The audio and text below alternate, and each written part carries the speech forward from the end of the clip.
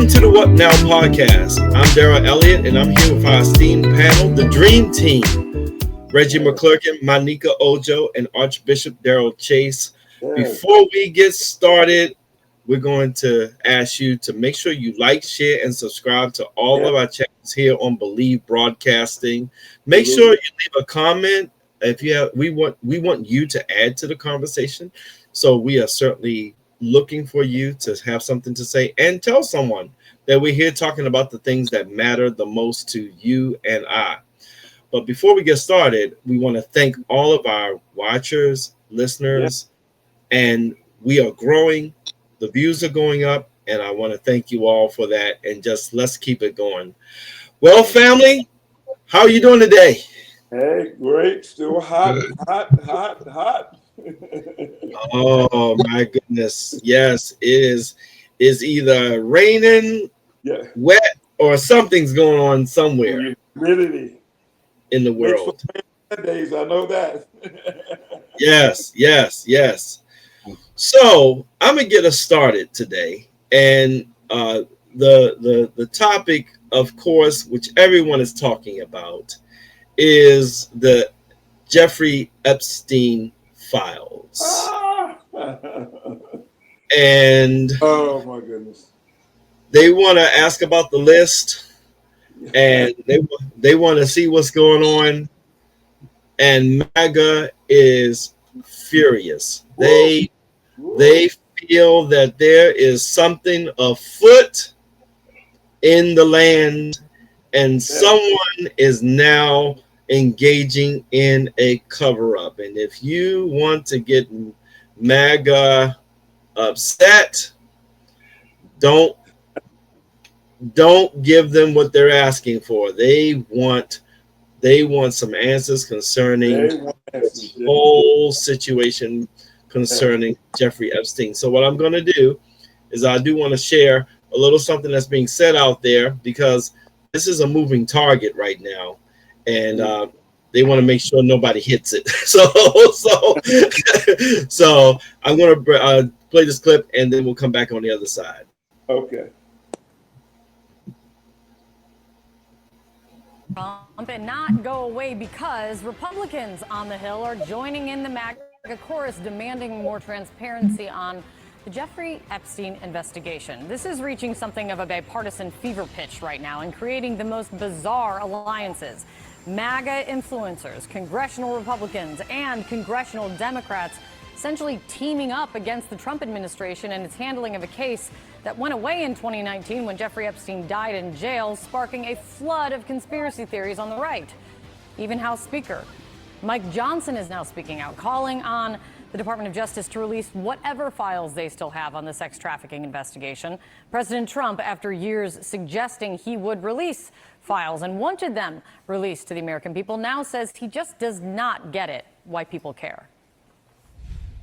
I don't understand it, why they would be so interested. He's dead for a long time.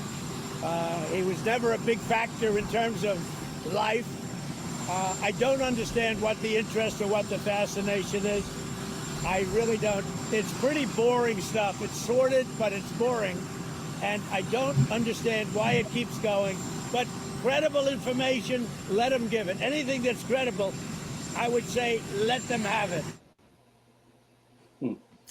Right. So here we are. He's saying there's no big deal. Stop it. It's all now it's a hoax, just like Russia was a hoax. Now this is our question today. Okay, so we know that they're really trying to keep this under wraps. Mm-hmm. They're trying to slow this down. But here's my question. My question is this the bridge too far for MAGA? That's my question today. Mm-hmm. We could not, babies in cages in the first administration wasn't good enough. COVID wasn't good enough. Now we have the slashing of government jobs, the slashing of aid around the world. Now we have tax cuts for that's going to cut all. I'm sorry, we have a budget bill that's going to cut all types of assistance and hurt people in red areas. We have the FEMA breakdown currently in Texas and other disaster zones. None of that was enough, but the pitchforks are out for enough for MAGA to turn on Trump. Who's going to start? Bishop. I was going to give it to Bishop this time. Go ahead, Bishop.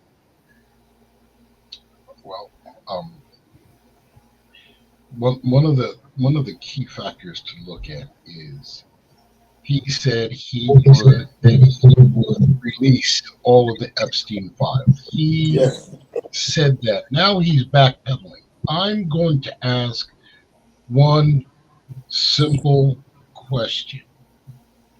When are the people going to finally stand and say enough is enough? I'm tired of your lies. Yes. Here's what he's doing. If you watch that video very carefully, he said he doesn't know what the fascination is. Mm-hmm. Well, we do. We want to see if you're implicated. And he is. Yeah. This is why there's such a problem. Everybody knows he's implicated. Mm-hmm. You thought the man's death has nothing to do with your moral standing, with your moral character. And that is what you keep trying to hide. Yes. You know? But obviously with this big BS bill from last week and now the Epstein file, obviously you have a lot to hide, sir. Absolutely. And what is it? What are you afraid of? Are you afraid that all of your years of lying, scheming, and treachery are finally meeting up with you? And if the people are smart, they will create a united front. Yes. To demand that he releases them. Mm-hmm. Now, whether or not that's going to happen,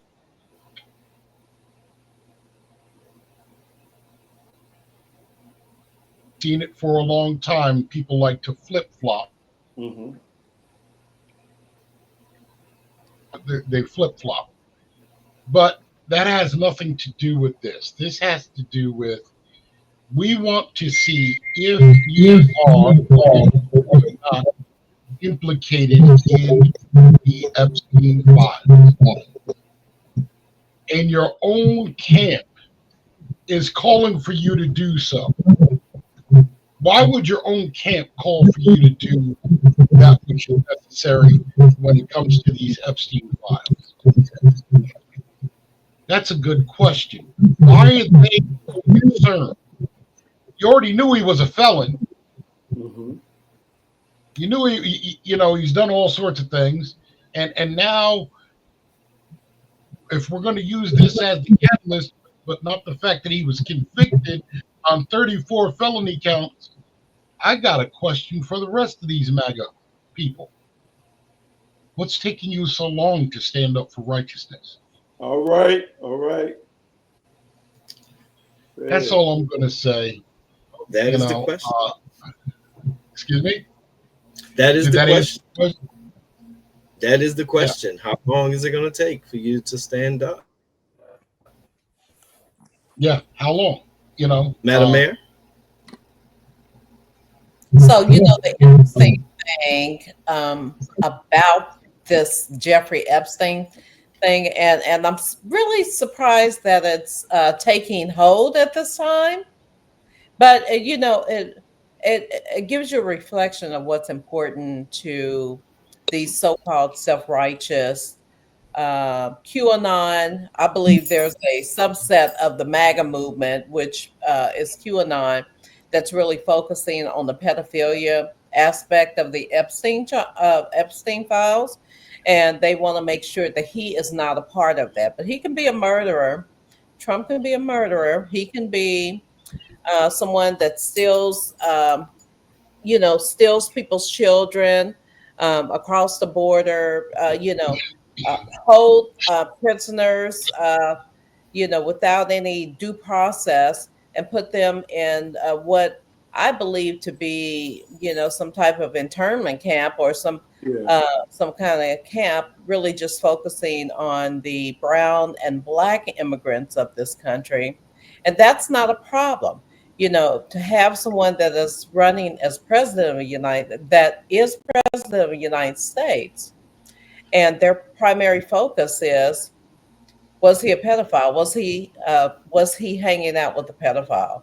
So I don't know if there is a movement that's really not trusting what they have seen him do, especially when it comes to domestic policy, such as Medicaid and Medicaid access, and what that really means not to have it if you're part of the working poor, or if this is just and for them to say, well, maybe we do believe in the policy, but we don't want to really get him for not giving us exactly what we want.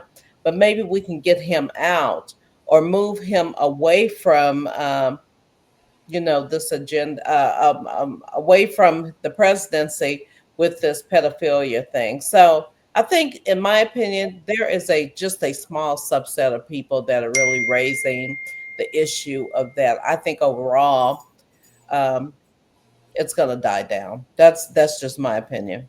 Okay. Mm-hmm. You think it's going to die down? I Reggie? think it'll die down. You know what? I don't think it's going to die down, Myneca. Oh, okay. Only because this is the first time since the advent of MAGA becoming such a force to be reckoned with.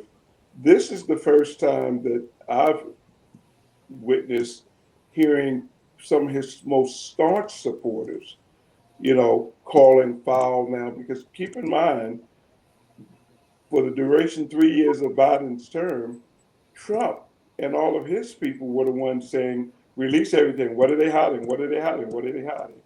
And for him to do, like I said, a 180-degree turn, and now all of a sudden, you don't want to release it, and then you're going to come out, like Bishop was saying, talking about all that crazy stuff about he doesn't understand the fascination. Now, I'm not into conspiracy theories. I'm not into that at all. But I do want to throw a curve in this because I just believe, I'm very mindful, and I know Archbishop, you, Myneca, and Darryl, we are aware, we do know, in these United States of America that has never been really united, our government has done a lot of underhanded things. So I'm going to say something off the cuff right now to add another layer, peel another layer of this onion back. I, for one, not as a conspiracy theorist, I just do not believe in any way, shape, form that Jeffrey Epstein is dead. I do not believe he committed suicide. I researched, I watched everything. Keep in mind, there was no funeral. There was nobody allegedly even saw the body at the jail other than the warden and one jailer and stuff like that. Because I'm looking at it like this. If I am such a filthy billionaire, filthy rich, I mean, Jeffrey Epstein, they say, was worth something like $50 billion, something like that. And the one thing I do know about people who are very, very wealthy, they spend a lot of their money trying to find ways to live as long as they can live because of the money.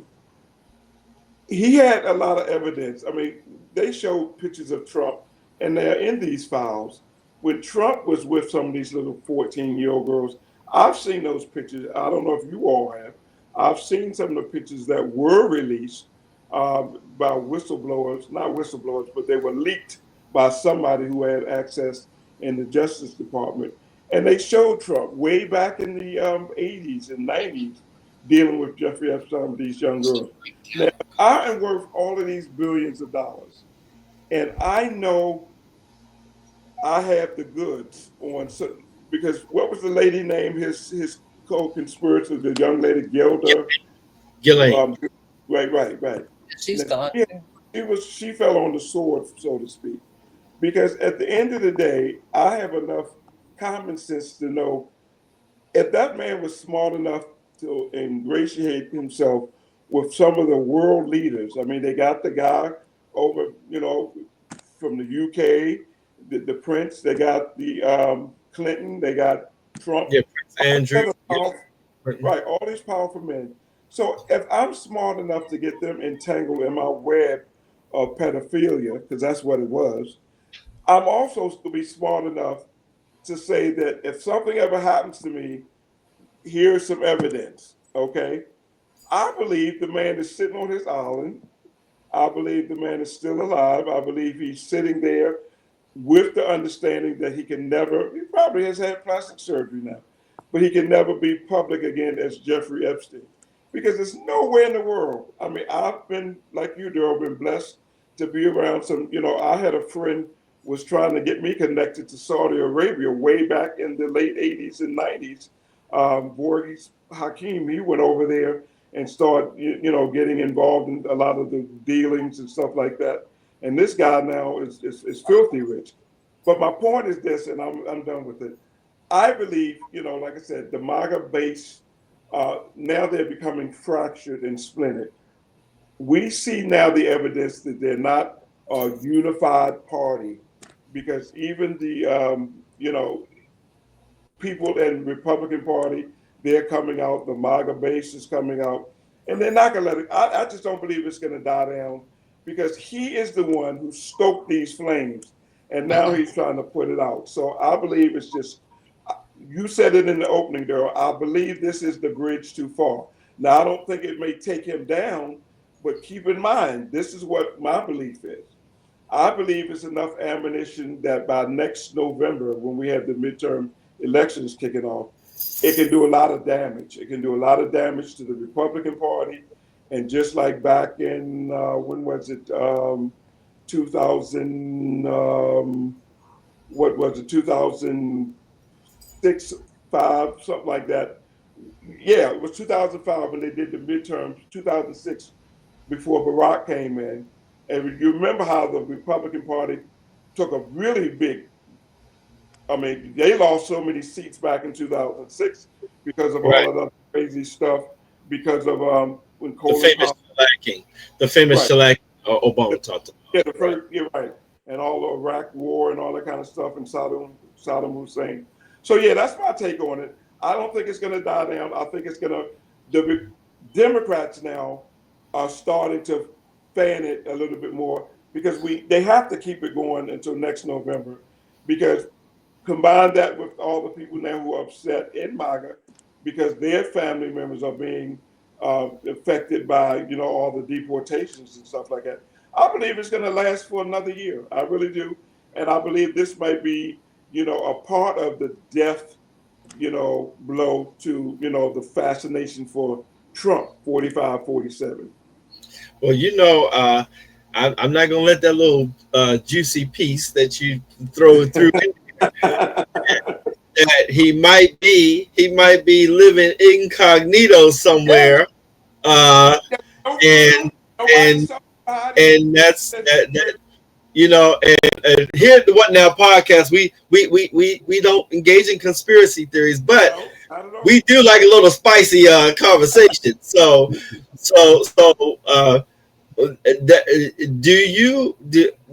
do you think that could be a possibility, either Bishop or Madam Mayor? What do you think? Could that?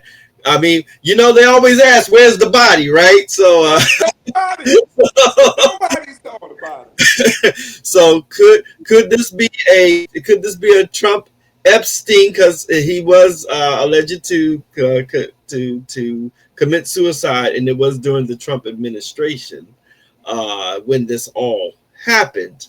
The first Trump administration, and so therefore, could there be, barring the thing that he's alive, could there be a grand conspiracy of, and what I've come to know about the Trump administration it was good enough to take down the show Scandal.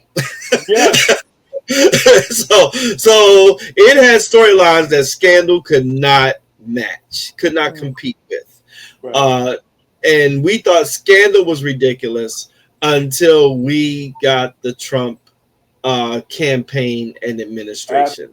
Absolutely. So, do you think that this could be could we be dealing with a grand conspiracy altogether? Therefore, the cover up. It could be. I mean, I definitely do not believe that he committed suicide. Yeah. I mean, it would be more beneficial for him to not be alive, to be unalived, than to be alive. Mm-hmm. Yeah, but I can see the point that Reggie is saying too, that someone may benefit from having him alive to keep other influential people that were involved in that situation to bay.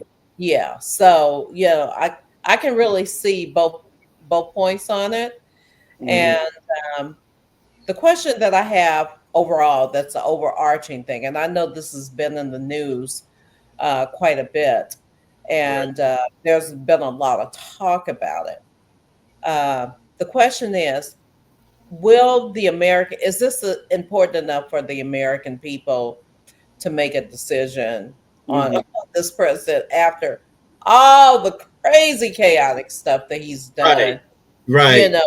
To break down this economy, with the tariffs and the deportation of farm workers, and these random raids in communities and stuff, and then just really at a point where it's attacking our food supply and the ability. We're going into harvesting season, and there's no one to harvest the food, and now you begin to see the farmers that are going to have to take whatever subsidies they have, but basically it's going to make food a food shortage in this nation, at least on the plants and everything. And that's what I'm like. And people are not connecting what's happening with tariffs and getting the farm workers, and if your whole vision as a Republican is, I need to go after the most vulnerable people in society to make myself feel good, that I am more American than them, when this is a nation of immigrants. That is my primary concern, and I have to believe that that's probably most of America's primary concern. Now, if this knocks Trump down, that there's some, that he's involved with Epstein, and there's some documentation or some records that could prove that knocks him out, so be it. He's only going to run this one term. Yeah. So you'll be taking the rest of this pitiful term, to fight him on Epstein, when the country has just gone to total pots. That's the question, of course. Is this a bridge too far? My thought about this is that, and I started thinking about this. A lot of politics is emotional, and whether it's emotion over the economy and people's job opportunities or economic situation, or too many people affected by war because their sons and daughters were deployed. You have certain topics. Trump destroyed the idea of personal scandal when he got elected the first time. That ended up being not such a factor. However, since this whole issue of pedophilia is an animating issue to the MAGA base, Pizzagate, all these things that was surrounding the Clintons, and they seem to be fixated with sexual deviance and proclivities. Mindful to everyone, just to let you know, that many of these very same people are the ones finding themselves being convicted, indicted, or whatever over, guess what? Sexual behaviors. so many times the accuser ends up being the guilty, and but what I'm saying is that because politics is emotional, if it doesn't destroy MAGA, which I don't think it will, there will always be a version of it, but I think it will definitely hurt them in the midterms, that MAGA will stay home. I think MAGA could stay home if he does not give them the red meat that they require, which because the podcasters are now under pressure, the right-wing media personalities are under pressure. They don't know how to handle this. Now some of them are saying what Trump is saying, stop talking about Epstein. But we know that they're not going to stop talking about Epstein, because the Democrats have figured out we need to pound it now. We need to just we need to forget about everything else right now, and we're going to ask for the release of the files. And smartly, Ro Khanna, senator out of California, asked for a vote yesterday for them to release the Epstein files in Congress. And surprise, surprise, all of the Republicans voted no, not to have the files revealed. So we're seeing now this whole confusion with MAGA, and they don't know what they're going to do. You know, they have no idea concerning how to deal with this. And even the speaker now is coming out saying, and some people are saying, okay, you should release something now. You know, everyone is saying because they know that they're in they're boxed in. They're boxed in from all fronts. they're in that damned if you do, damned if you don't place now. That I think that it's going to greatly adjust MAGA's voting behaviors, because they are built off of emotion and raw feelings. That's the thing I think. Will it stop them from having some of their horrible practices regarding racism and and the hurting of other people? I doubt it. But once they started talking about the pedophilia, okay, that's what they majored on for 10 years now, dating all the way back to, like I said, Pizzagate, because that was centered around, they thought that Hillary Clinton was involved in some child trafficking incidences. So we're going to watch this situation. We're going to keep an eye on it, just for the sake of our political discourse. But I'm going to take a quick break. We're going to come back on the other side, and we're going to talk about our next topic. So we'll be right back in a moment.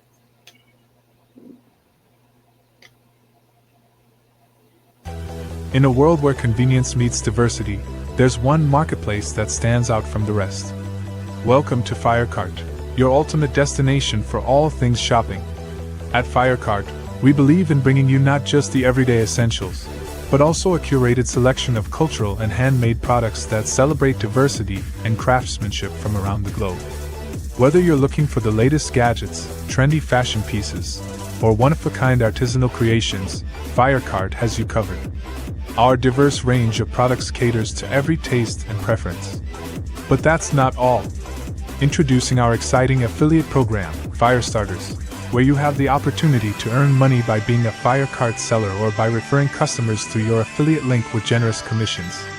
Imagine making passive income simply by sharing products you love with your friends and followers. With Firecart, it's not just about shopping, it's about building your own success story. And here's the kicker. During our exclusive launch period, you can take advantage of discounted pricing and special perks available only to our founding members. So why wait? Join the Firecart revolution today and experience shopping like never before. Firecart, where every purchase ignites a world of opportunity. For more information, visit firecard.shop. Your journey to endless possibilities starts now. Firecard is a subsidiary of Diadem Technologies, and we want to thank all of our vendors and supporters. If you are a vendor and you would like to get started, make sure you contact or go to the website at firecard.shop, and you can find out how to become a vendor. We have a lot of unique items and unique sellers and buyers. So we want to make sure that you get on board and become a part of the Firecard revolution. Well, guys, we have a lot going on. We have so much going on, and we want to take a break and talk about a little bit the culture, because we just came off of the Essence Festival. And this year, it ended up not having quite the shine that it has had in most recent years. And there's been a complaint. We do know that the big thing was about how late Erykah Badu got up at the close. I'm sorry, not Erykah Badu, but Lauryn Hill. How late Lauryn Hill got up at the close. It wasn't until 2:30 in the morning, and almost everyone was gone. We also heard how low the attendance was. Stephanie Mills also penned an open letter to the staff concerning all of the readiness capabilities for her to put on the show that she is used to putting on at a certain standard. So there's been a big conversation concerning the Essence Festival and concerning how it has been put together. So I want to share a clip that you actually gave me, Myneca, concerning the festival, and then we're going to talk about it. I want to show some videos of what Black Americans are saying about what just happened at the Essence Music Festival. And let's get into showing who is actually Caribbean. Okay, now before we do, this is Susan B. Taylor. So many Black people are saying right now that they need Susan B. Taylor to come back, and that they are being erased. But what they don't know is that Susan B. Taylor is half Trini and half St. Kitts. Her mother is Trinidadian. Sorry if I said that wrong. She's Trini, her mother, and her father is from the Caribbean island of St. Kitts. She is Caribbean American. She grew up in Harlem around FBA culture, went to a HBCU, and she was representing very well. Essence Fest is whack and wash now because it's run by a bunch of Africans. There is no Black American culture that is reflected in Essence Fest anymore. Essence's CEO is an African. The chief, one of their chief top level executives and officers is an African. The person that owns Essence Ventures is an African. So what used to be a celebration of Black American culture, the culture that is ours, the culture that we built from the ground up, the culture that Black Americans influenced the world through, has now been co-opted by some African diaspora, Pan-African, whatever, and a lot of Black people are just not feeling it. Now, I went to Essence Fest for the first time a couple of years ago. I think it was like Nicki Minaj, New Edition, and Janet Jackson were the headliners. It was absolutely incredible. It was the celebration of Black Americanness.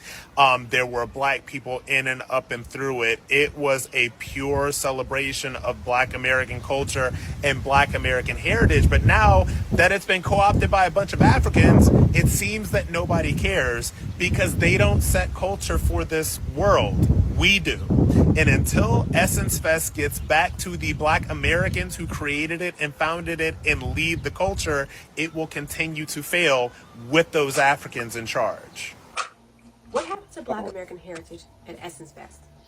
So it's night one or night two, and there is a lot of complaints coming through, and the common consensus is the culture has shifted. It no longer feels like us. And honestly, that makes sense because the people in charge now do not value Black heritage. Essence Fest used to be known as the Cookout. It was created in 1995, created to center Black American heritage, the music, fashion, beauty, political power. It was basically like the family reunion created by Black people for Black people. Soul food, a little gospel, a little trap, NOLA. It was a culture that you felt deep in your chest. But now, not so much. It feels somewhat curated, corporatized, and it no longer feels like it centers us. The current CEO of Essence is a former DEI executive for Target. So the very thing that Black Americans are protesting, she was the center of, and now she's the center, well, she's the head, the CEO of Essence.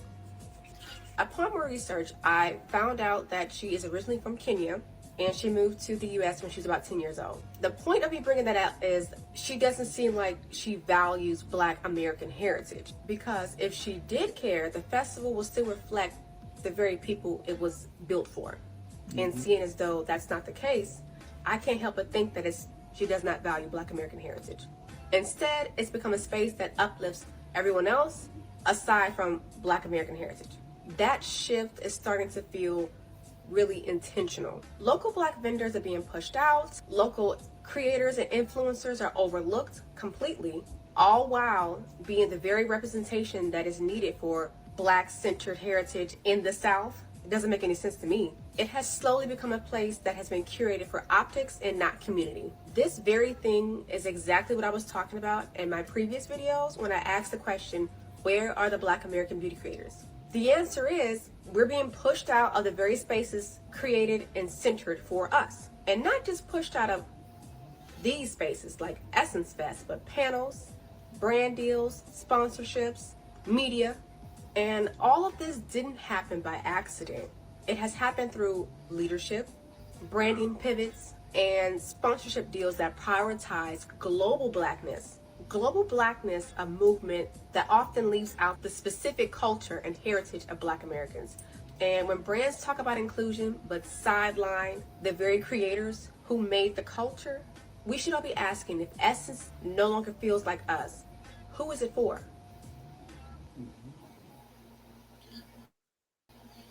So, question, is this the signaling of the erasing of African American, Black American culture? Is this what we're looking at, or is this just bad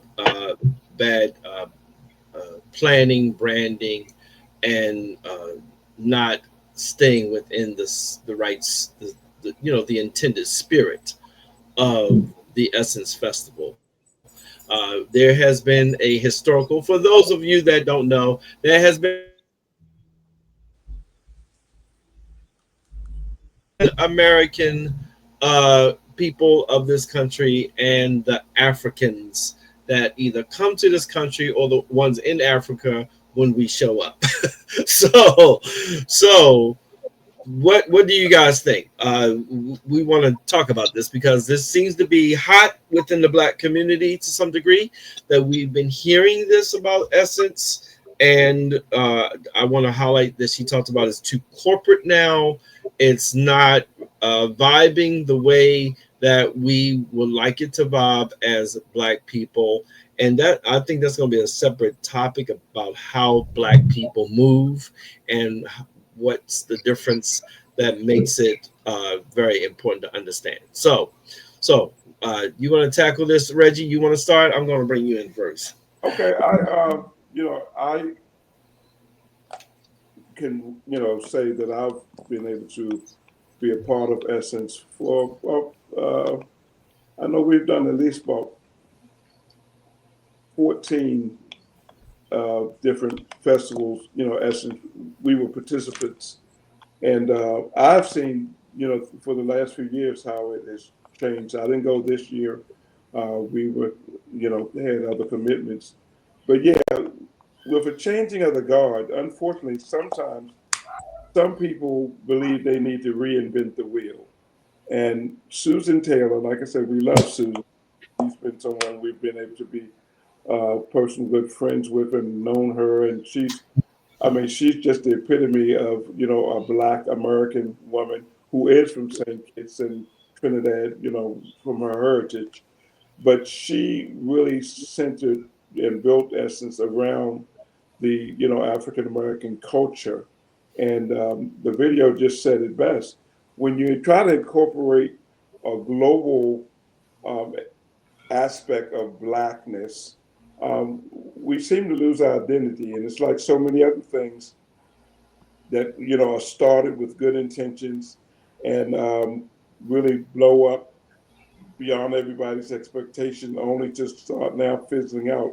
I heard nothing, and like I said, so many people who, they're on the circuit. I mean, we become good friends with people because we be traveling. You see each other on the quote unquote circuit. But I heard nothing but bad things this year. Everything was terrible. From, like you said, the video talked about it. The vendors have been pushed out, the local vendors, the sound company.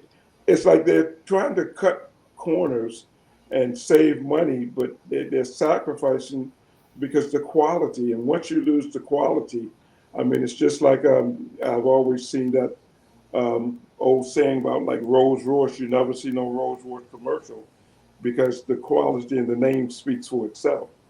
And unfortunately, we as people of color and African Americans in particular, we're so quick to lose our way and trying to improve on something that really was working well. I mean, was doing good. So I'm just sad and I'm very disappointed to see it now being reduced to something that's really memes and everything else, and it's becoming a laughing stock.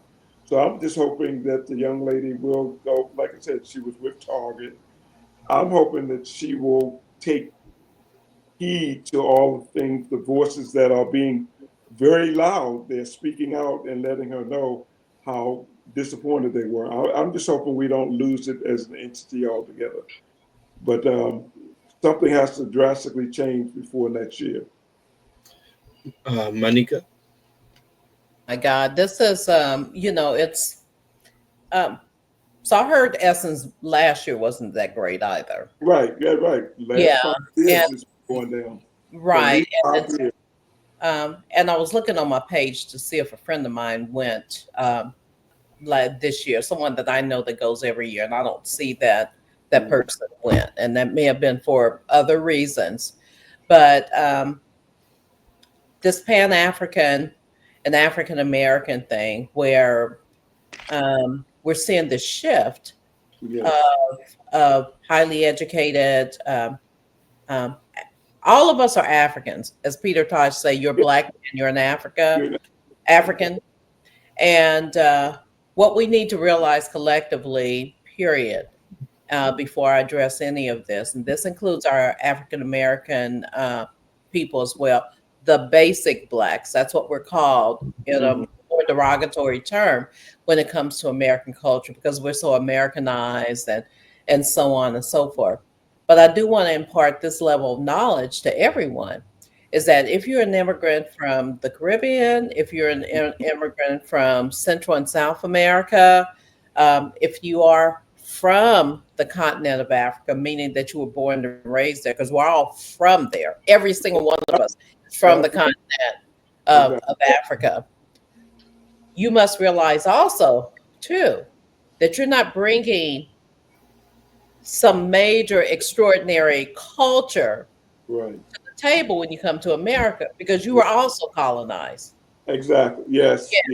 So, but you were colonized in your country. So you were taught and indoctrinated in the English language, just as was going on, with the Liberian president and Trump asking him but very rarely are most Africans from the continent, just like Americans, able to go back more than 4 or 5 generations in their family, because it's either not documented or there has been movement amongst people. And so in the Western African portion of it, remember, many Western Africans came into sub-Saharan Africa from Egypt and all the Arabic, type looking countries, the ones that the Romans took. So there's been migratory patterns of West Africans and people just across the globe. So I want to make that clear. What there may be an advantage is if I'm from Western Nigeria, if I'm Yoruba, or if I'm Igbo, or if I'm from the Hausa of Fulani, which you see very few of them in our country. Most people don't know that that the majority of people in Nigeria are Arabic looking descent. The ones that come here are typically the more sub-Saharan Africans.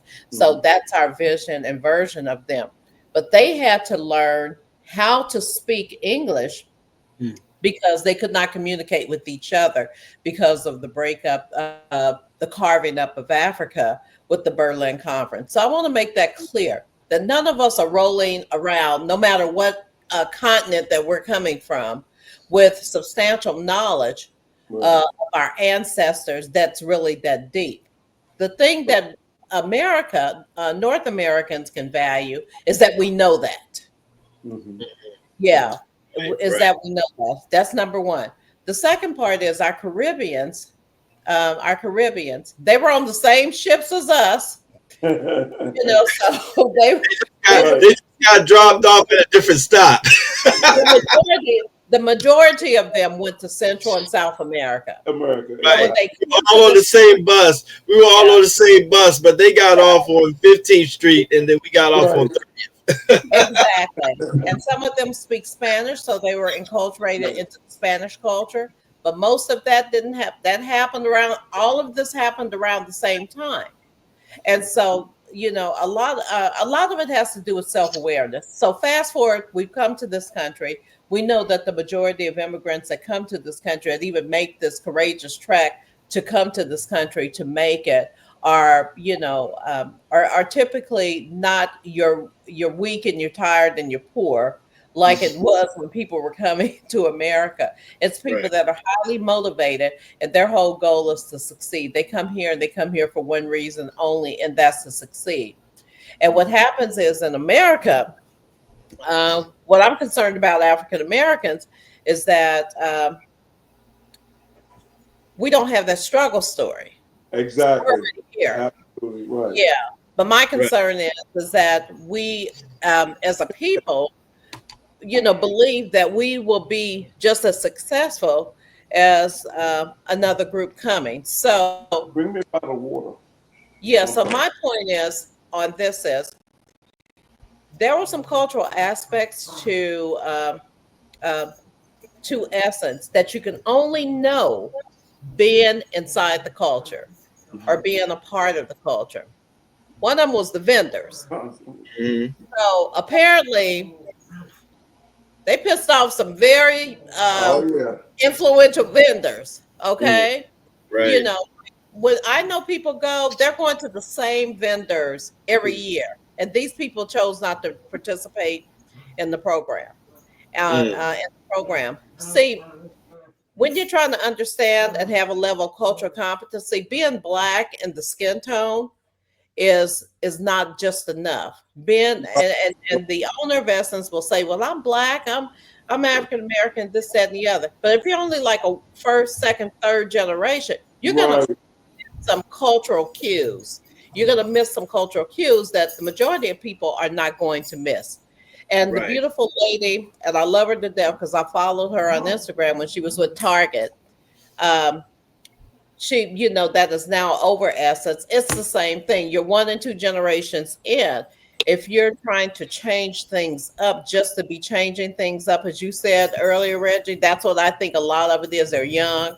Yeah. And I have a friend who is he's a diversity professional, highly acclaimed, well-renowned, Dr. Ed Hubbard, and his beautiful late wife, Myra, always say, honor the past. Even when we were doing diversity, equity, and inclusion, even when you go into an organization, like any organization, if you're going into a company to work, you have to honor the past.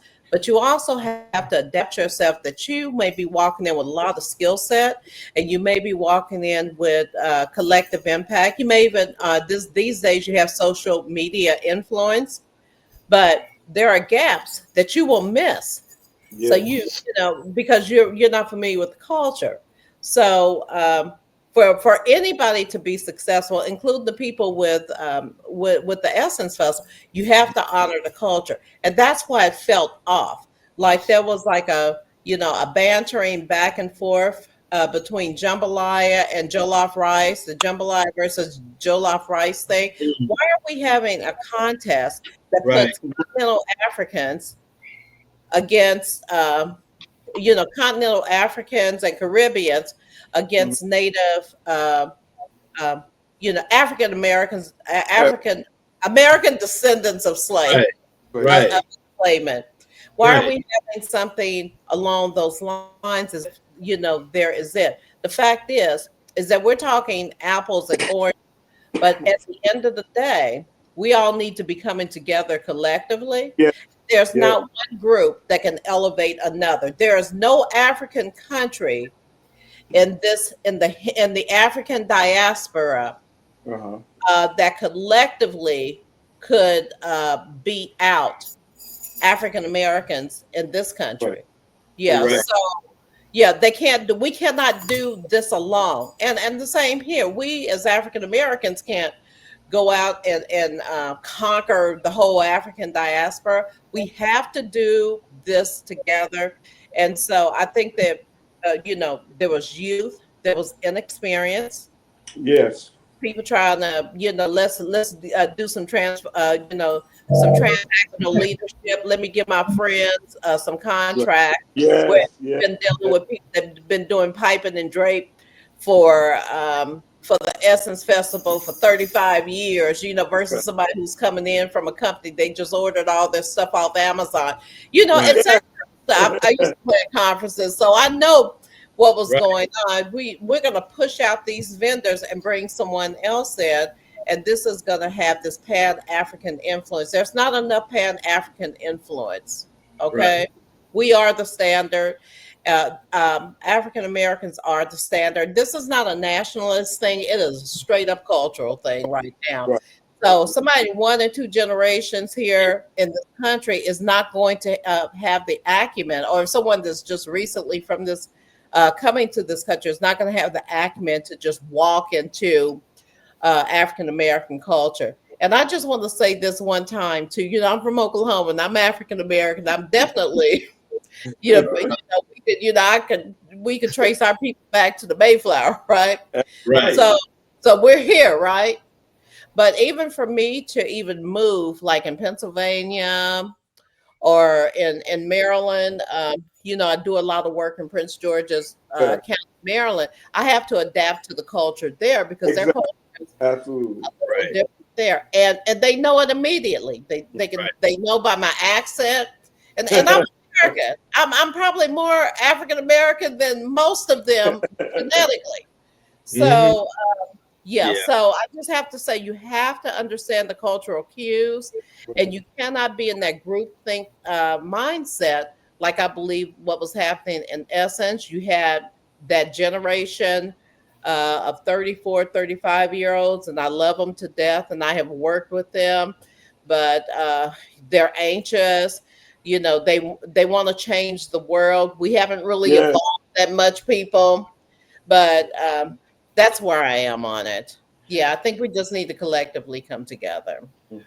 Bishop, you brought up as an interesting point about the vibe that we move in, what Black people move in, and it seems to be that there's some missing parts of people being able to understand and operating on that frequency in which Black people are rolling. So I wanted to kind of put that up before you made your comment.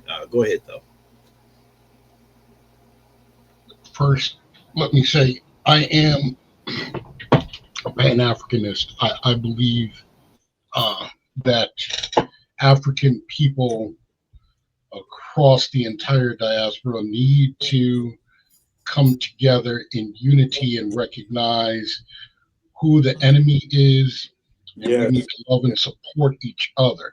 However, I do know this because when I moved here to Kentucky, I had culture shock,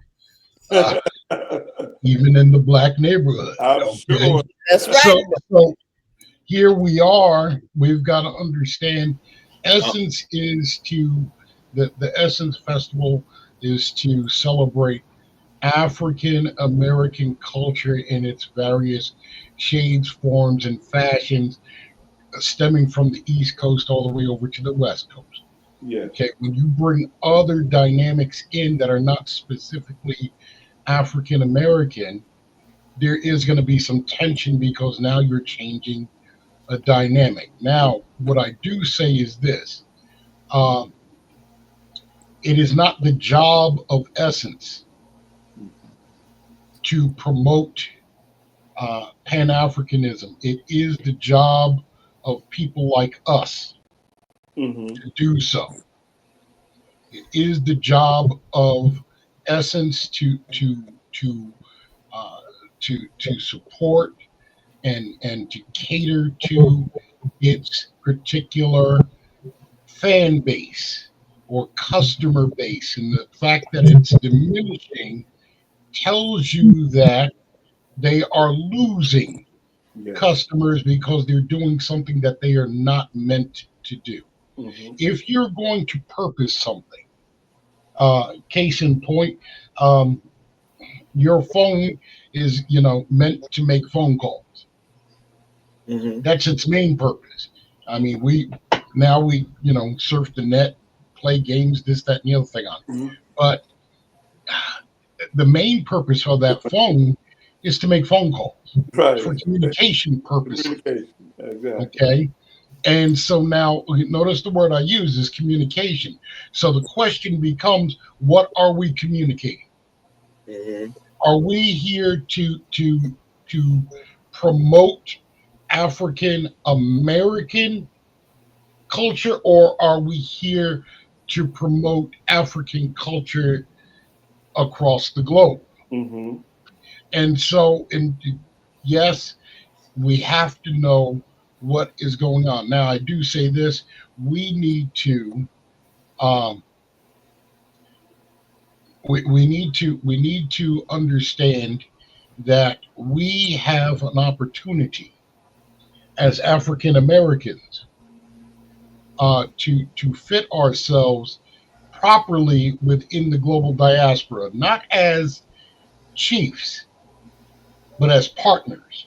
Yes. You see, that's one of the biggest problems we have is we are great people. Don't get me wrong, okay, but there are great people there too.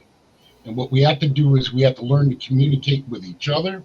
We have to learn how to get along with each other, because that has been the trick of our enemy, to get us to hate each other, to get us to be against each other. And we have to understand that there is only one sovereign head, and that is the one who created us. Okay. So we like to tend, yes, African American culture influences the world, always has and always will. However, if you noticed recently, the past few years, you're seeing a lot of Nigerian culture, a lot of Ghanaian culture, a lot of South African culture being introduced into it. And that is all because we have to make the determination of simply this. Are we great? Yes. Are we better than everybody else? No. What do we need to do? We need to understand that they are our brothers. We are their brothers. Yes. We need to understand who our enemy is. But when it comes to celebrating a specific culture, because Africa is a culture of cultures, South America is a culture of cultures. It's intermingled. Same thing, here when we talk about African American culture, it's intermingled. There is no pure, what we would call tribal culture any longer when we look at these things. So now what we have to do is we have to say, okay, what we want you to do is we want you to define who and what you are. In the process of defining who and what you are, then you can make determination of who you need to get in order to make that successful.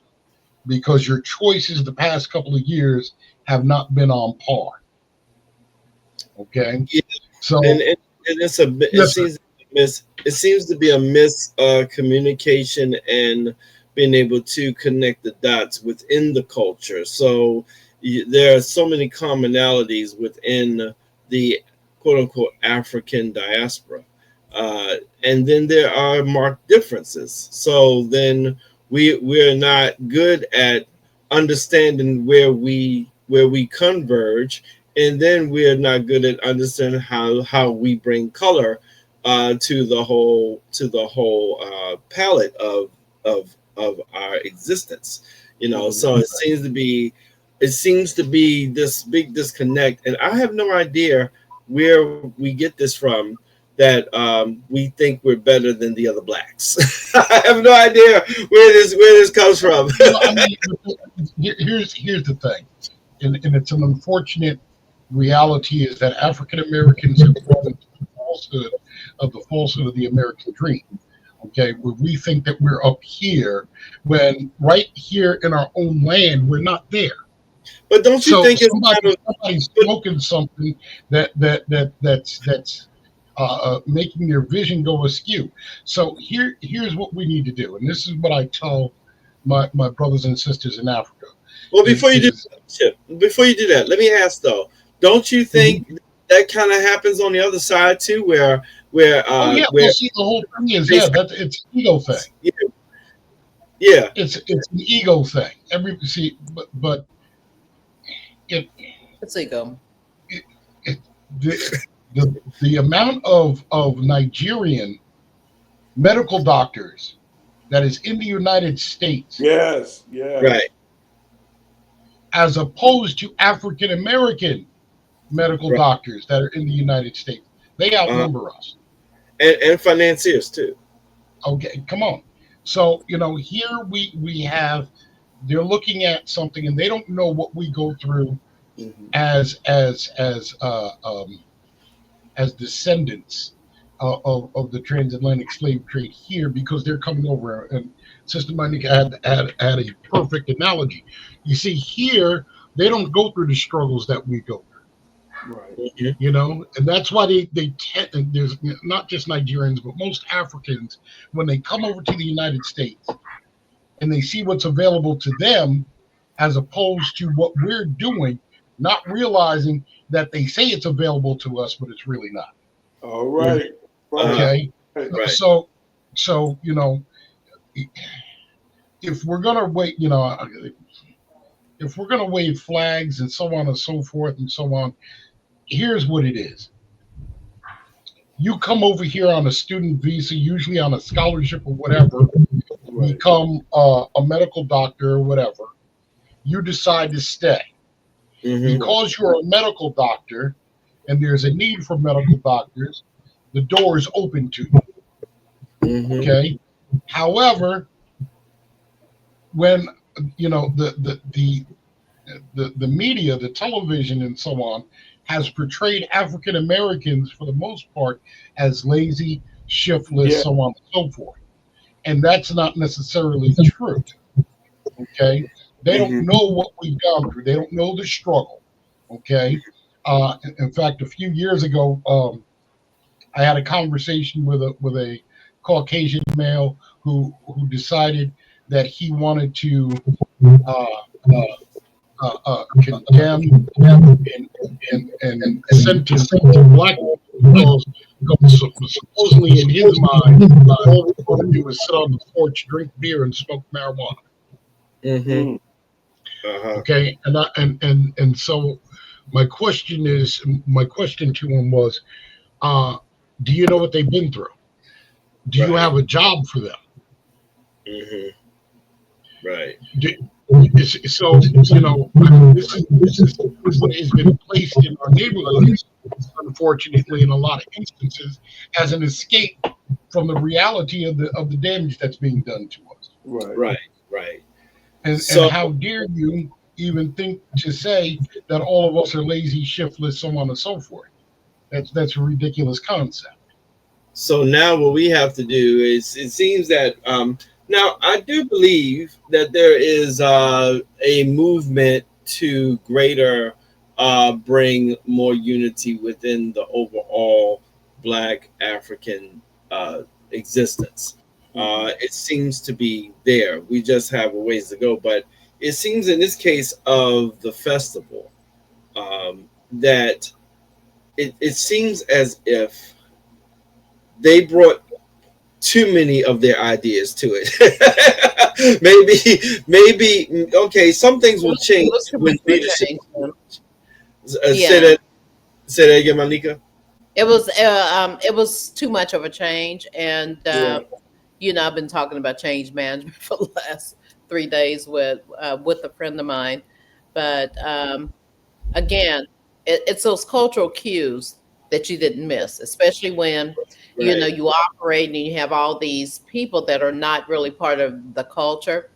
I want to address one piece that you do say, though, about African Americans, because there's always this pitted everybody else that's not an American descendant and ADOS versus the Caribbeans or the Nigerians and this, that, and the other. I do have to say, I want everybody to impart. Nigeria has 230 million people. Mm-hmm. And the ones that are coming to this country are coming primarily from three parts of Africa. They're coming from Lagos, they're coming from the Yoruba section, the Benin section, they're coming from the Igbo, and you may see a few River State people here. But just like I had said earlier, the majority of African people that are coming here are coming from areas that were colonized by English-speaking people. Right. And so when we're talking, we're actually talking the same language. We're just doing it from a different portion. They're coming over with their values that have been supported by success that has been modeled by English colonization versus us who were taken away from our lands and brought into America. And we didn't just come here. So when there's a comparison with immigrant Africans versus American descendants of slaves, people that are here that have been born here in this country, there is no comparison because they are not sending their slackers over here. They're not sending anyone. They're usually, when my ex-husband came here, his father owned, half of Benin City. Right. So, you're talking people that have substantial wealth or come from families with substantial wealth. They still have to go through, the process, driving the cabs and this, that, and the other. But there's a strong commitment to maintaining the language. There's a strong commitment to maintaining the family ties. And really, that's about it with the Nigerian culture. Other than that, their children, once they're brought up here in a school system, because most of them aren't, their children will become a part of the African American experience, and they too will be a part of that culture that is minimized for being slackers, when we know for a fact that African Americans are not slackers, that the majority of us are hardworking people, and that African American women are the most highly educated group of women in the world, not alone in this country, but in the world. We have the most college degrees. So, it dispels the myth that African Americans are slackers. So I think strictly with Essence, it was straight up. They missed the cultural cues. They didn't understand, because culture is often unspoken. You may not know exactly what it is that they're missing, but it ain't there. But when I go there and I see that purse vendor that wasn't there, that I've been going to for the last 10 years, I'm going to buy that bag. And she's all of a sudden writing letters saying, we're not participating in Essence. That's it. I think they just wanted to, and I think they probably, in my opinion, I think they went into a haggling type thing with these vendors. Yeah. But you let me go to the AKA conference, our boule, and that one person that sells those suitcases are not there, or those dresses. Oh yeah, Yeah. I mean, that's the thing is that at your staple events, you look for your staple That's people. right. I mean, That's that's why there is much a part of why you came, and if you disturb too much of that community, I'll put it that community of people, you're going to have a lot of backlash. There's no way around it. I mean, you have to look out for that. I believe God, the calamity of things with that. I'm sorry yeah, to interrupt you, but I just wanted to jump on that. I believe it's a calamity of things that has to do with missing cultural cues. And that means that they have not elevated some African Americans in the influential spot to say, there you no, go. we don't want There to do you that. go. There you Or they done made them mad and they say, Yes. I'm going to sit back and Absolutely. Well, And here we go.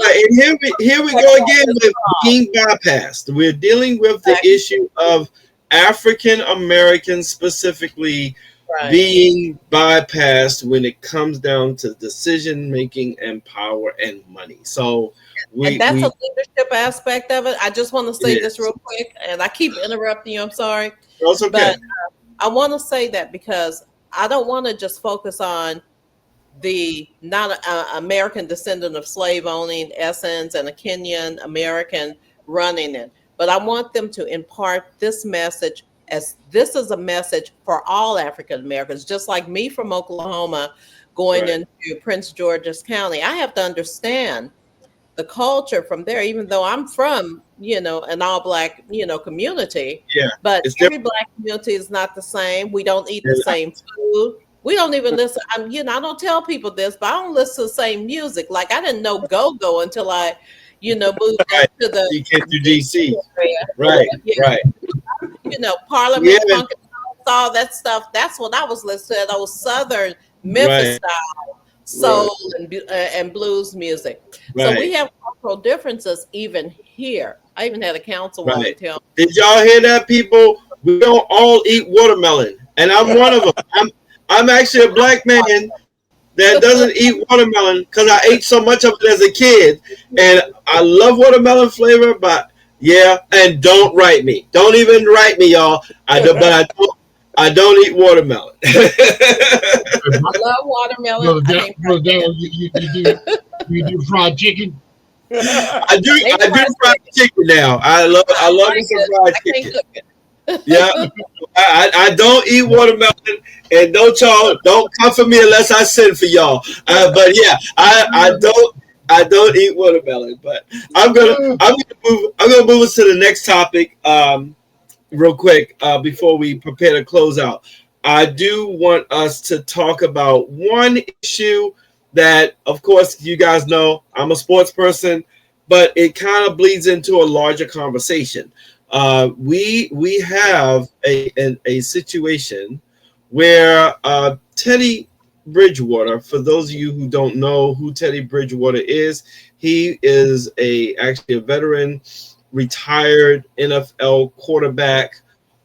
He is well respected in NFL circles. He actually came back last year with the Detroit Lions as a backup at the end of the year, but he retired and he is now coaching high school football. It was very well reported when he made the decision. It has been talked about in our sports circles, but then it comes up that he ends up getting a suspension because he was helping the children financially. And guess what it was for? So they could have some food. They, many kids are hungry. These are athletes, so they do have a nutrition requirement, helping them with their treatments. If you play football, you're going to need treatment, therapy, massages, or injury maintenance. And then also he was paying for Uber rides because, lo and behold, kids can't afford Uber, especially black kids. Okay, so he dealt with that. I want to play a clip from Shannon and Ocho. Shout out to Shannon. We're praying for you, bruh. but they did make a good point because they do come from the high level football perspective. So I do want to play this clip real quick. Oh, give me 1 second. By the way, that's Bishop's book. Make sure y'all get it, and we're gonna talk more about that in a second. Right. I guess, Ocho, that's not a lot if you feeding 100 kids. If you feeding 100 kids, Ocho, that's not a lot of money. That's basically $20 a plate.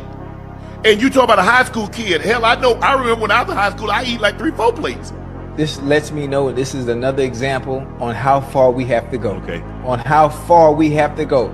Teddy, listen, making some of the less fortunate kids out of Liberty City that have been uprooted based on wherever they're living right now, allowing them to play a sport now that they love, and he wants them to excel without being held back by any family financial issues. So I'm going to cover that. I'm going to make sure you ain't got no problem getting to school, getting to practice. I'm giving you gear. I'm getting you outfits, so we all look like a team when we go places. I mean, it's ridiculous, man. It's ridiculous. It's unfortunate. I wonder how long the suspension is. Right before the. So I wanted to bring light to that because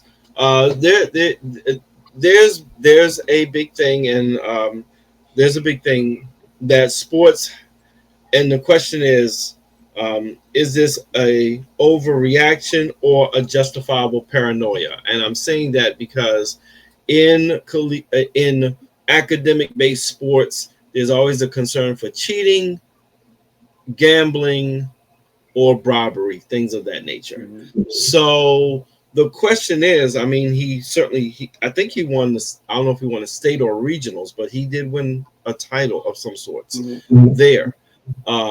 And he is serving not kids in the hills or in the Hamptons.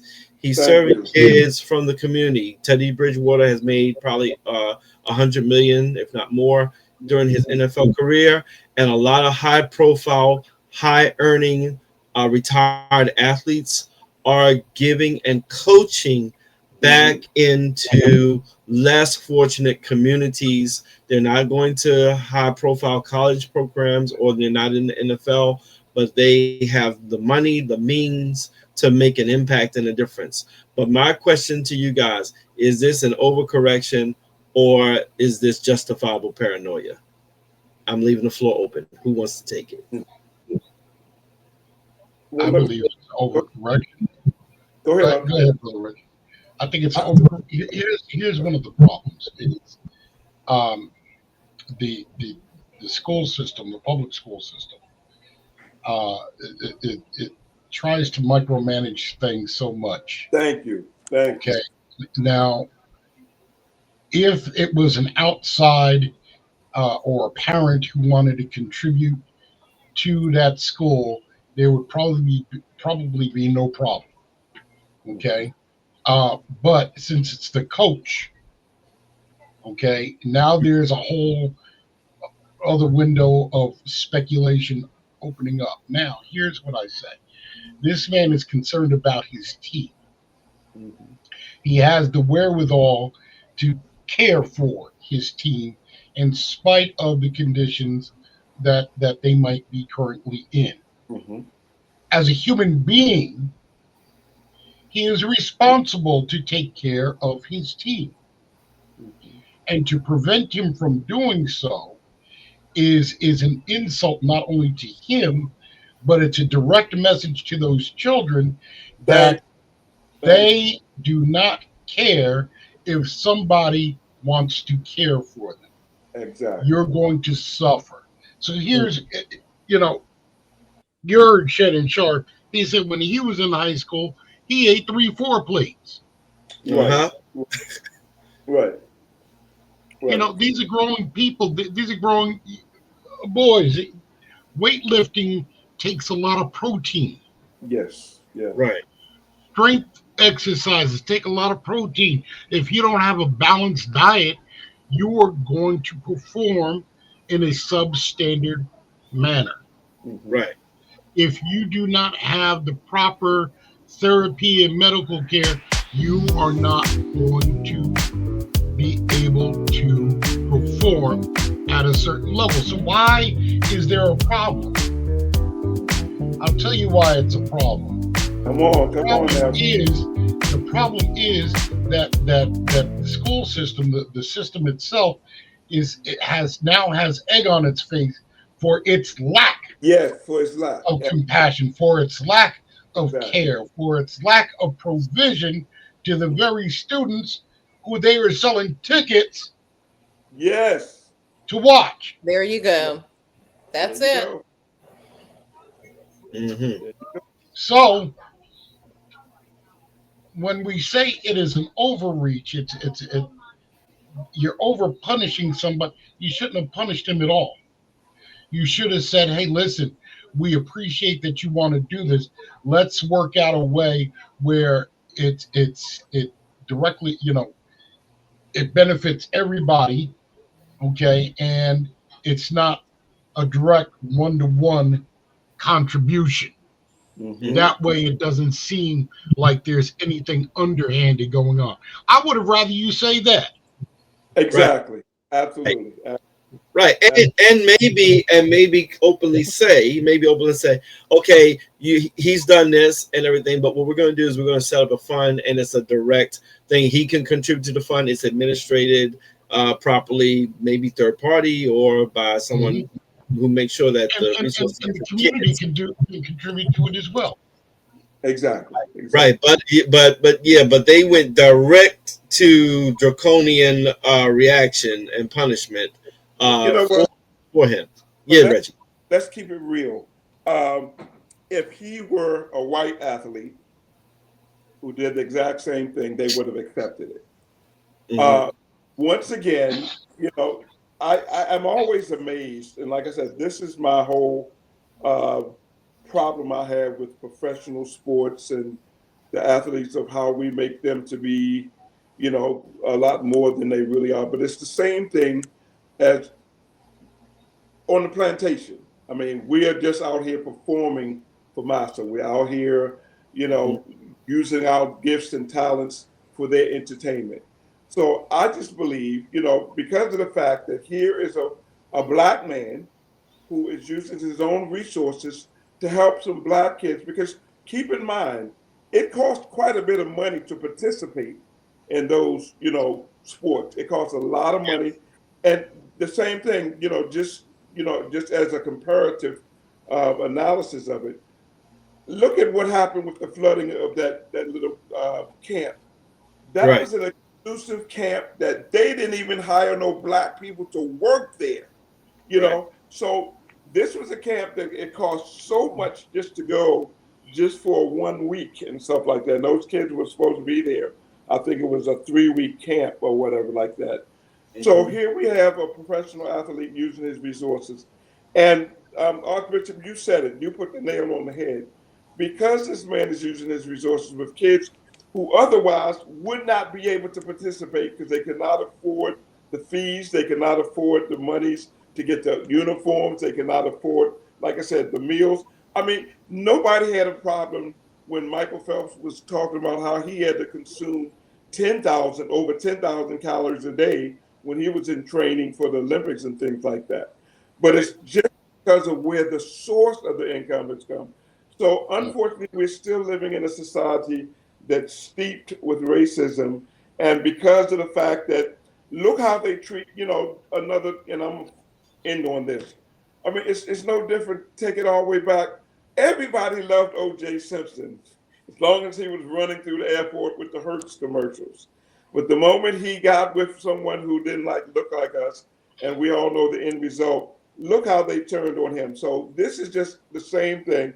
They love our black athletes when we are performing for them and we're doing all that they desire us to do, but let them have a bad season. Let them be out on injured, I mean, look how they did Doug Williams. And, like I said, he broke all kind of records at that Super Bowl. So I'm all for the brother. I mean, like I said, I just believe at a point that it's like, hey, let the man do what he's doing. And the suspension was like draconian, but it was a direct slap in the face because of the fact of who he was and because of the color of his skin. So I think it's And before you go, Myneca, yes, Teddy Bridgewater did win the state championship in Florida with those kids. So I'm going to put that as a side note. Go ahead, Myneca.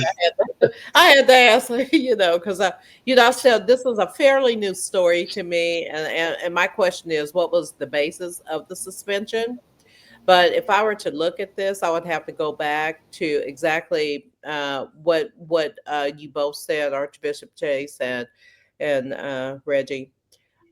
This is inequity in their mindset. Yes. Because but what they're saying, because here they have this school, they have this coach who's teaching, who has the means necessary to support his team.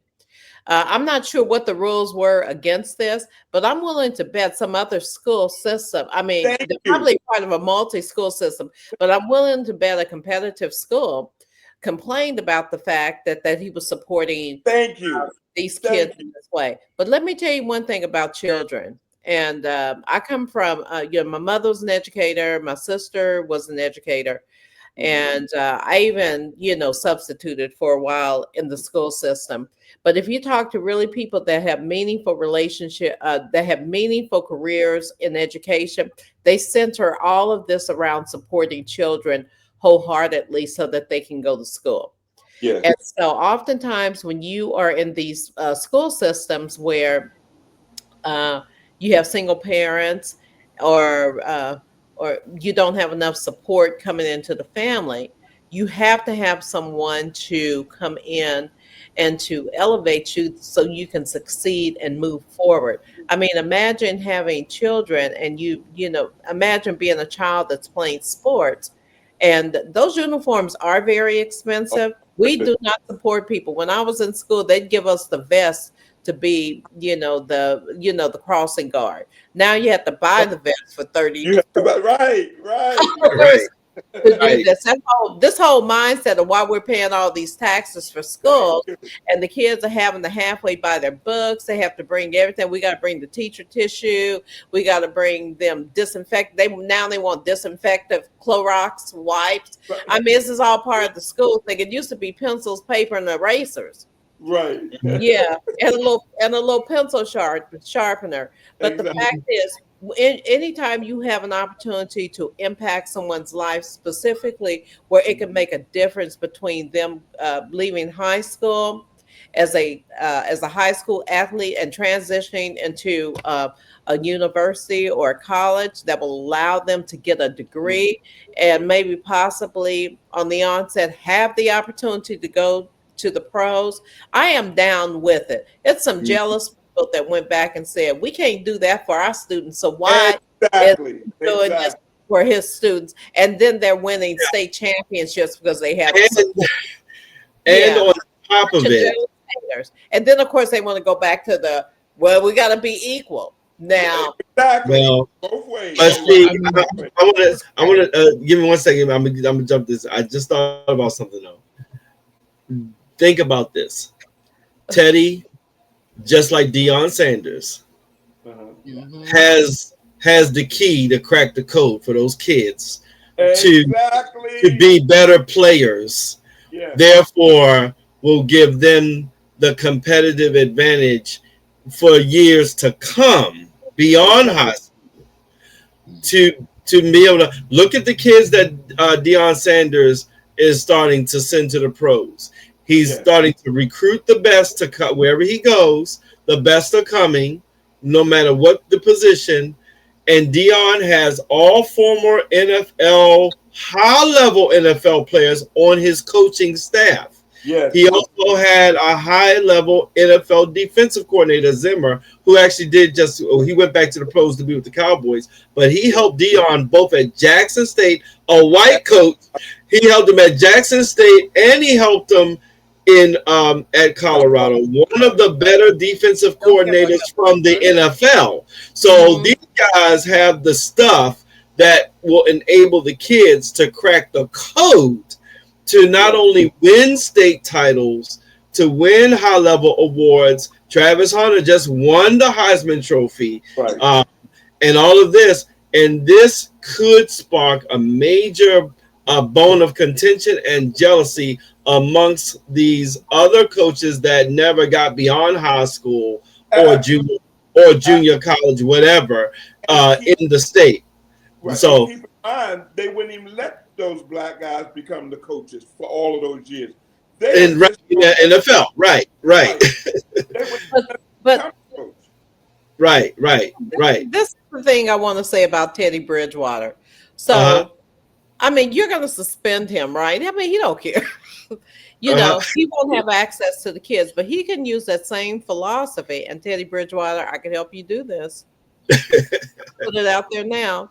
To start a nonprofit to help this particular school system out when it comes to, you could start a nonprofit where people that play football for any of these schools in this district could apply for those very same funds to help them move forward in their career. Because look, you have a 3-year opportunity if you're a football player going into school, 36 months. You have 36 months in someone's life to effectuate how they will move the rest of their life. Mm-hmm. Yeah, these boys aren't being talked to. They're not being supported. They're not being taught how to be men. And Deion Sanders talks about it a lot, the male versus the men. And I've heard other people talk about this. And we need them to be men, and we need them to have some support. And sometimes you just can't do it in a family when you don't have the resources. And I'm sorry about that. And I know parents do the best that they can, but your children are only young one time. And the sacrifice that you make for them is the most important thing. And but unfortunately, we can't autocorrect every single parent that's not capable of doing it for one reason or another. We just can't do that when they're caught up in the moment. Right. Bishop, I cut you off. One of the things it does is it disrupts the school to prison pipeline. Okay, because you're taking these kids off the street. I'm gonna go there. I'm going to talk about my book in a minute, but when you disrupt the school to prison pipeline, and you give actual resources to those students who you are trying to target towards the prison, now you got a problem. So is it a racist agenda? Yes. Let's look at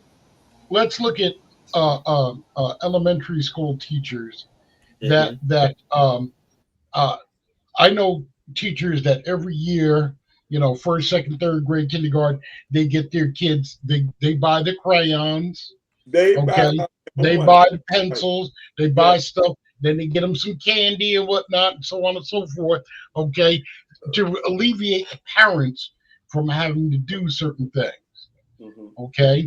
They don't get scolded for that. But it seems as soon as they get to a certain position where they're approaching adulthood and you try to give some aid in a positive direction, you're wrong. Right. Okay. And so yeah, this is telling you that they really don't want anyone to help. If they can afford it, they can afford it. If they don't, they don't. Right. But no, look what Myneca said about the equity. Yes. Keep in mind, it was Texas also that they suspended one of the teachers who paid for the school lunches for the kids. You remember that story? That wasn't in, last year sometime. Some teacher was suspended, and ultimately they tried to fire her because she was trying to pay for all of these black children to have lunch. And they told her she couldn't do that, and she had broke some type of rule or protocol, and they put her through a living hell just because she was trying to let the children be able to go to and be able to eat lunch without being embarrassed, because they were giving the kids who didn't have the money just a little piece of jelly on a piece of bread. Myneca, do you remember that story? I do remember. I do Right. remember that story. And so you're putting them in a different class because their parents can't afford the lunches. Right, exactly. And yeah, They publicly shamed these kids because they came up and got the little poor, little just here something to eat on, but they got the teacher was trying to pay for all of that for all of these kids, and they tried to fire her behind that. So that's, like I said, they want it both ways. I mean, when their kids are not being the beneficiaries of it, then it becomes a problem all the way around. And it's like, oh, that's not fair to the other kids. So that's the world we live in. Well, here, and it's worldwide. But that's that's the racism United States that we live in because there's no reason why all kids can't have free lunches in schools. We definitely pay enough taxes instead of building these college campuses that they're building around here for 600-700 students. Yeah, especially where we are, Myneca. I'm gonna put a pin in this conversation. I want to keep us. We got this one though. We got. Yeah, we're gonna come back to this one because this is actually a greater implication attached to this and everything. So we want to be able to keep an eye on that. What I want to do before we just hit our last topic, Bishop has a book that is about to come out. Bishop, I haven't done the shameless plugs for a while, but this right here, we need to get into what's going on. What you got cooking, Bishop? This work is meant to hopefully wake up those people in our communities who think that they are not being miseducated. Oh, okay. Mm-hmm. What has transpired is the American education system is meant as a tool of oppression, especially towards children of color. This is why access to African American history is limited, and it's only a 3 to 4 week period in the month of February. And the whitewashing, they don't want to tell you that there was 8 congressional presidents before George Washington ever became president. And and guess what? They were black. Yes. They don't want to tell you this. Okay. And the reason why they don't want to tell you this is because it takes away from their white supremacist agenda. So this book, Weapons of the Mind, how the U.S. education system indoctrinates a Eurocentric. And when I say a Eurocentric, I want us to understand who we're talking about. We're talking about those people who are Caucasians. Okay. We're not talking about people from Africa or Asia, this, that. We are talking about Europeans, because Europeans believe that they are more civilized and more advanced than anyone else. And how that construct of education creates a view of capitalism, greed, slavery, colonialism, and oppression. Because now we are taught to accept the oppression, rather than to rise up from it. This is what this book entails. There are some historical, a lot of historical facts in there. There is a lot of references to notable black scholars, especially from the 20th and 20th century and 19th century, and how we as African Americans took control of our own education, especially after the emancipation, after the abolishment of slavery. And as soon as we started to advance, they wanted to integrate schools. Yes. They wanted us to be, and so they took control over what is being taught. They Yes. took control over what you feed your mind with. So this is definitely, education can be either be nourishment to the mind or it can be a weapon of the mind. So Right. the U.S. education system is actually a weapon that is designed to oppress, suppress, subjugate, marginalize those who do not fit a certain criteria, okay, or perceived criteria, okay, and that's where we are with this. Do I have any questions? I will open the floor. How can I get a copy? Yeah. Yeah, and we want the questions to be just that question, Exactly. right there from what Reggie just said. Is where will the copies be able to be obtained? You will be able to get it on Amazon, my website, which is archbishopchase.com, abpchase.com. It will be available at Barnes and Nobles and all your other bookstores. It will be released towards the beginning to middle of next month. Okay. So, I mean, everything, the final preparations are already made. We're just going through the final tweaking to make sure all of our T's are crossed and I's are dotted, and it shall be released at that time. So, yes, it'll be, just look up Weapons of the Mind on Amazon come August, and it should be there. Right, and it will also be on Fire Cart soon too, as well. Okay. What'd you say? So we're gonna have it on Fire Cart soon as well. Yes, sir. Yes, sir. But listen, Yes, I want sir. to take a step further. Can I go on your website and get an autographed copy? You know, Brother Reggie, I'm going to say this. For you, I'll send you one. I want you to autograph my copy. For you, I'll send you one. But when I've done autographed copies in the past for a couple of my other books, the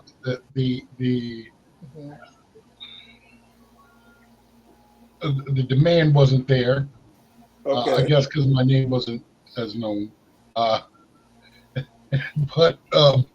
yeah, so I stopped doing that. But I only give autographed copies to very special people, unless I'm at a book signing. Oh, y'all are special now, y'all. Well, when are you gonna be doing your book signings?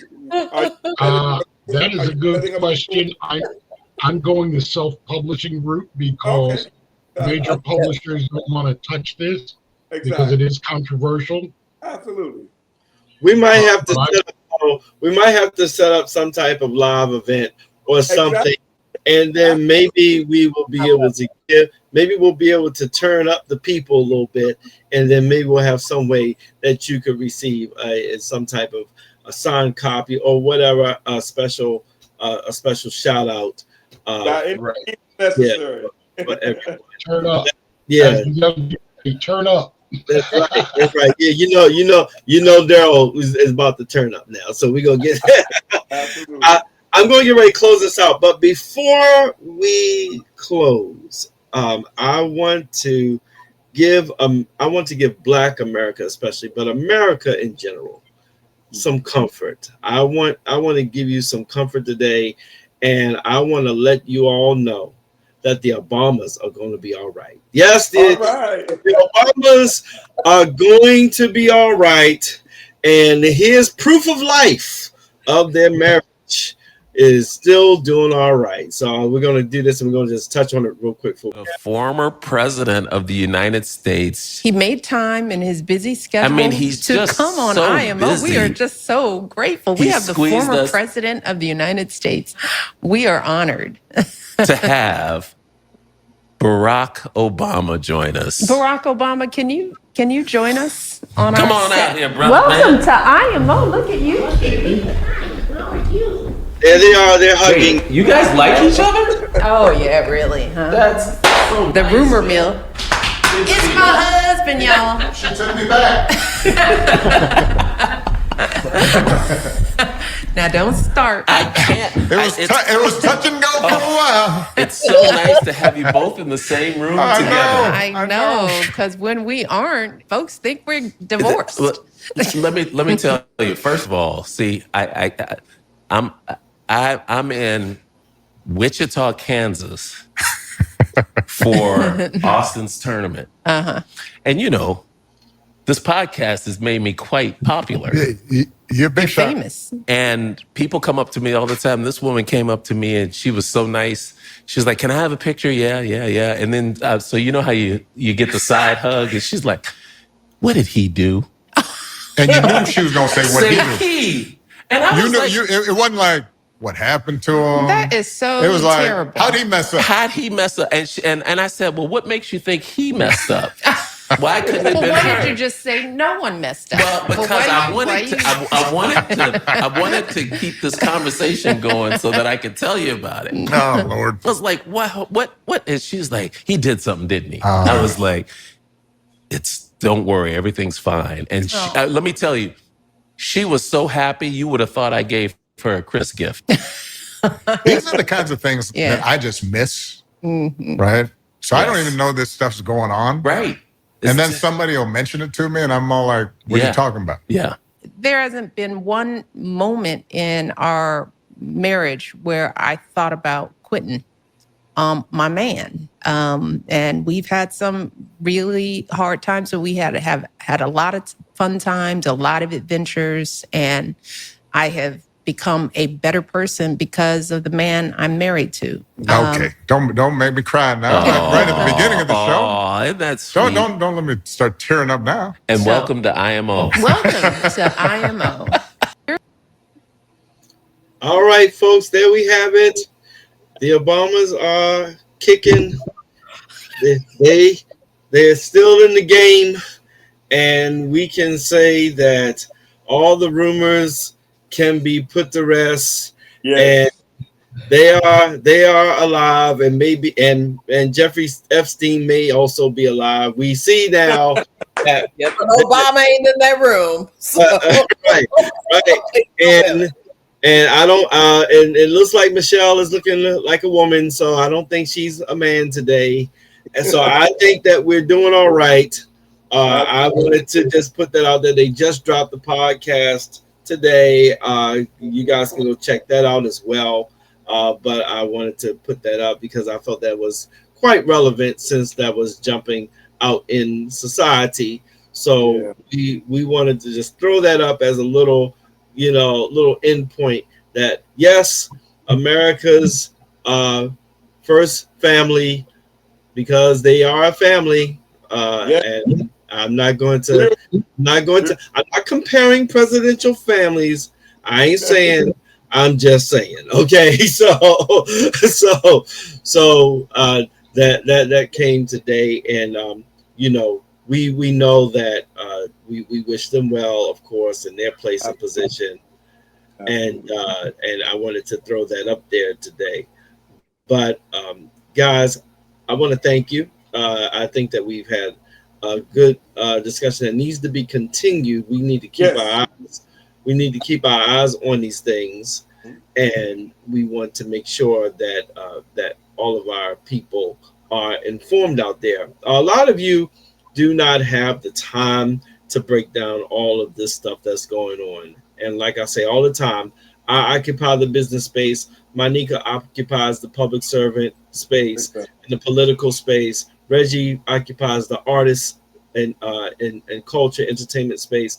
And Bishop occupies the academia and the religious and morality space. And we are here to kind of break these things down, to decipher and to talk to them from our unique perspective so that you can make sure you keep your eyes on the ball. So hopefully we'll come up with some solutions. I'm sure we will, and I'm sure everything will be good. Guys, I usually just close this out, but is there anything you want to clear your mind with a 1-minute statement? Is there anybody who want to clear your conscience on something? Subscribe. Get the numbers up. Subscribe. Check us out. Make sure you look at the podcast. Absolutely. I agree.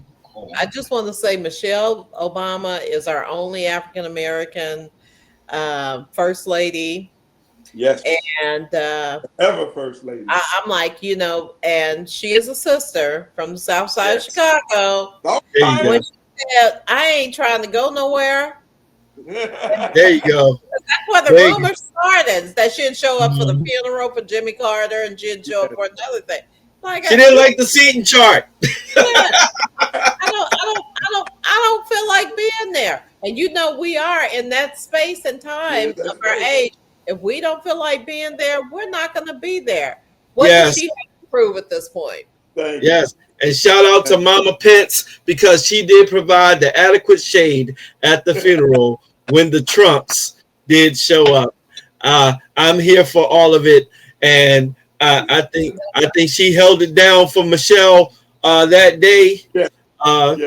And I think that we want to wish our first families well, and we also want the country to be healthy as well as it goes with this type of stuff. Well, guys, I love you. I appreciate you, and everybody. Thank you for watching us and listening to us. Remember, like Reggie said, to like, share, subscribe, drop a comment. The statistics say only about 10% of listeners and viewers to podcasts subscribe. Don't be a statistic. Make sure you jump in and help us get our numbers up. Thank you for viewing. We're growing, and I want to express our appreciation to you for that. So this is Darryl Elliott. Thank you so much for watching What Now.